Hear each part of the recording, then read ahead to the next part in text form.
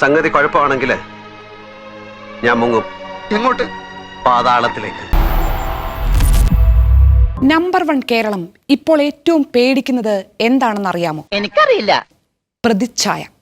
അങ്ങനെ വരാൻ വഴിയില്ല. മുഖ്യമന്ത്രിയുടെ പ്രതിച്ഛായ, മന്ത്രിമാരുടെ പ്രതിച്ഛായ, സർക്കാരിന്റെ പ്രതിച്ഛായ. ഇല്ല ഇല്ല ഇല്ല, പച്ചക്കള്ളം.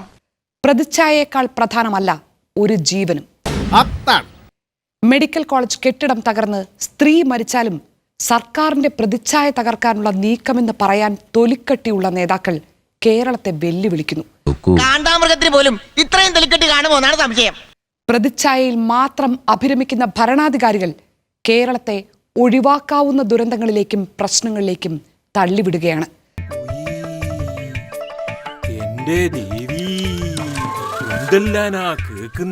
ദുരന്തമുഖത്തും വികസന കണക്കുകൾ പറഞ്ഞ് PR കളിക്കാൻ ഇറങ്ങുന്ന ഈ നേതാക്കൾ കേരളത്തിന്റെ സ്വാഭാവിക രാഷ്ട്രീയ ധാർമ്മിക ബോധത്തെ തന്നെ പ്രതിസന്ധിയിലാക്കുന്നു.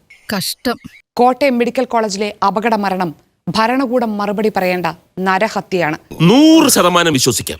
ബലക്ഷയമുണ്ടെന്ന് അധികാരികൾക്കൊക്കെ അറിയാമായിരുന്ന കെട്ടിടം തകർന്നാണ് മകളുടെ ചികിത്സയ്ക്കായെത്തിയ അമ്മ ദാരുണ മരണത്തിന് ഇരയായത്. വിശ്വസിക്കാൻ പറ്റിയ തെളിവുകളുണ്ടോ? തെളിവുണ്ട്. പ്രതിച്ഛായയിൽ മാത്രം അഭിരമിക്കുന്ന ഭരണശൈലിയുടെ ഞെട്ടിക്കുന്ന മുഖമാണ് കോട്ടയം മെഡിക്കൽ കോളേജിൽ കേരളം കണ്ടത്. അങ്ങനെ വരാൻ വഴിയില്ലല്ലോ. പക്ഷെ അങ്ങനെ വന്നല്ലോ. ഒരു മെഡിക്കൽ കോളേജാണ്, 10,000 ദിനം പ്രതി വന്നു പോകുന്ന ആരോഗ്യ കേന്ദ്രം. അതിനൊന്നും ഇല്ലേ? നേതാക്കളൊന്നും ആകണ്ട, സാമാന്യ ബോധമുള്ള സാധാരണക്കാർ പോലും കാണിക്കാത്ത അലംഭാവം മന്ത്രിമാർ കാണിച്ചത് എന്തുകൊണ്ടാണ്? ഉത്തരം പറ. നമ്പർ 1 കേരളത്തിൽ, നമ്പർ 1 ആരോഗ്യ കേരളത്തിൽ ഒരു മെഡിക്കൽ കോളേജ് കെട്ടിടം തകർന്നു വീഴുകയോ അഥവാ വീണാൽ തന്നെ അത് പാവം മനുഷ്യർ ഉപയോഗിച്ചതാണെന്ന് സമ്മതിക്കാനോ ഒരിക്കലുമില്ല. ഇതാണ് ഇവിടുത്തെ വ്യവസ്ഥിതി.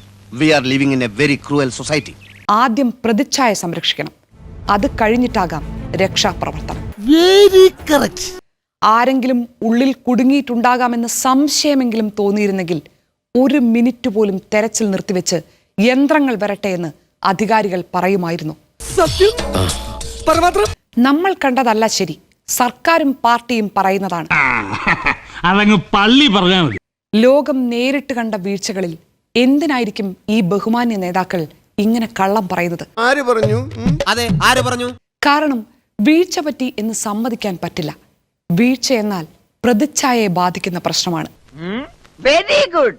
യാഥാർത്ഥ്യം എന്തുമാകട്ടെ, ഈ നമ്പർ 1 കേരളത്തിലെ നമ്പർ 1 ഭരണാധികാരികൾക്ക് വീഴ്ച പറ്റില്ല. Very very good.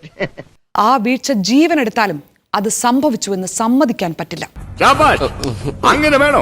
മനുഷ്യന്റെ സാമാന്യ ബോധത്തെ ഇങ്ങനെ വെല്ലുവിളിക്കാൻ നിങ്ങൾക്ക് ഇത്രയും ധൈര്യം കിട്ടുന്നത് എവിടെ നിന്നാണ്? ഐഡിയ വേണം, ഐഡിയ ഉണ്ടെങ്കിൽ കൊതുകിനെ വരെ ഷെഡിടിപ്പിക്കാം. പൊതുജനാരോഗ്യ മേഖലയല്ല, പൊതുജനാരോഗ്യ ഭരണമാണ് ചോദ്യം ചെയ്യപ്പെടുന്നത്. ജീവനെടുക്കുന്ന അനാസ്ഥയും പ്രതിച്ഛായയുടെ രക്ഷാപ്രവർത്തനവും മറച്ചുവെക്കാൻ പൊതുജനാരോഗ്യ മേഖലയെ കവചമാക്കണ്ട പാർട്ടിയും സർക്കാരും. ഭയങ്കരം തന്നെ. ഗുരുതരമായ പിഴവുകൾ ചൂണ്ടിക്കാണിച്ചാലുടൻ വികസനത്തിന്റെ കണക്കുകളാണ് മറുപടി. കാലോചിതമായ വികസനം നടത്തേണ്ടത് ഏത് സർക്കാരിന്റെയും ഉത്തരവാദിത്തമാണ്. കേരളത്തിലെ ജനങ്ങൾക്കായി എന്തോ സൗജന്യം നൽകുന്നു എന്നാണ് സർക്കാരിന്റെയും നേതാക്കളുടെയും പറച്ചിൽ കേട്ടാൽ തോന്നുക. സർക്കാർ ആശുപത്രികളെ ആശ്രയിക്കുന്നവർക്ക് ഇതൊക്കെ തന്നെ വലിയ സൗകര്യങ്ങളാണ് എന്നാണോ ഈ ഔദാര്യം പറച്ചിലിന്റെ അർത്ഥം? അതെ. മുഖ്യമന്ത്രി പിണറായി വിജയന് അമേരിക്കയിൽ പോയി ചികിത്സിക്കാൻ സൗകര്യമുള്ള കേരള ഭരണം സാധാരണക്കാർക്കും അതേ ചികിത്സാ സൗകര്യങ്ങൾ സർക്കാർ ചെലവിൽ ഒരുക്കണം. സത്യമാണോ ഈ പറയുന്നത്? അത് CPMന്റെ ഔദാര്യമൊന്നുമല്ല, ജനങ്ങളുടെ അവകാശമാണ്, ജനങ്ങളുടെ പണമാണ്. ദയവ് ചെയ്ത് ഈ ഔദാര്യം പറച്ചിൽ നിർത്തണം. ജനങ്ങളുടെ പണം ഉപയോഗിച്ച് നടത്തുന്ന വികസന പ്രവർത്തനങ്ങൾ സർക്കാരിന്റെ ഔദാര്യമായി കണക്കും കൊണ്ട് വരരുത്. ഇതുപോലൊരു നാറിയ ഭരണം. ആരോഗ്യം രാഷ്ട്രീയ പ്രചാരണത്തിനുള്ള അജണ്ടയാകരുത്. വിനാശകാലേ വിപരീത ബുദ്ധി. ആരോഗ്യം ഔദാര്യ പ്രഖ്യാപനമാകരുത്. അങ്ങനെ പറ. ആരോഗ്യം പൗരന്റെ അടിസ്ഥാന അവകാശമാണ്. നമ്പർ 1 മേനിയല്ല കേരളത്തിന് വേണ്ടത്. ആണോ? എനിക്കറിയില്ലായിരുന്നു ചേട്ടാ. ആരോഗ്യത്തിലെ പിഴവുകൾക്ക് ജീവന്റെ വിലയുണ്ട്. എനിക്കത് കേട്ടാ മതി. പിഴവുകൾ നേരിടേണ്ട, പഴുതുകൾ അടക്കേണ്ട സർക്കാർ ആ പണി ചെയ്യണം. എന്തുകൊണ്ട് ഇത് നേരത്തെ പറഞ്ഞില്ല? അല്ലാതെ നമ്പർ 1 ആരോഗ്യ കേരളത്തെ തകർക്കാൻ ശ്രമിക്കുന്നു എന്ന് നിലവിളിക്കേണ്ട. വലിയ നാണക്കേടായി പോയി. പൊതുജനാരോഗ്യ മേഖല പിഴവുകളില്ലാതെ നടത്തിക്കൊണ്ടു പോകേണ്ടത് സർക്കാരിന്റെ ചുമതലയാണ്. മനസ്സിലാക്കി കളഞ്ഞല്ല. ഇതിനേക്കാൾ ലോകോത്തര സൗകര്യങ്ങൾക്കും ഇവിടുത്തെ മനുഷ്യർക്ക് അവകാശമുണ്ട്. പണം ജനങ്ങളുടേതാണ്. ഓഹോ, അത് ശരി, ഇപ്പൊ മനസ്സിലായി. നടത്തിപ്പ് ചുമതലയാണ് സർക്കാരിനുള്ളത്. അങ്ങനെ കാര്യങ്ങൾ മണി പോലെ വേണം പറയാൻ കേട്ടോ.